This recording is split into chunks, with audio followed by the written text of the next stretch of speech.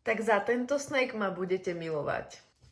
Zoberete si Medjool Dates. Normálne trvám na tom, aby ste si zobrali tieto dokonalé Medjool Dates. Oni chutia ako čistý... vidíte to? Ako čistý karamel. Dajte preč kôstku. A teraz nie, že to namážeme arašidovým maslom. Teraz upgradeneme na level up. Pistáciové pesto.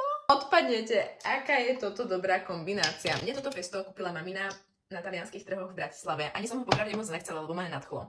Ale potom som si povedala, že keď už mi teda kúpila, že to vyskúšam takto s tou ďatlou. Kámo, to je brutálne. It hits me every time. A toto je tretí večer, čo si to dávam po sebe a úplne... Chef's kiss. A samozrejme u jednej to nezostane, takže pokračujeme aj s druhou. To je explózia. Najlepší dezert.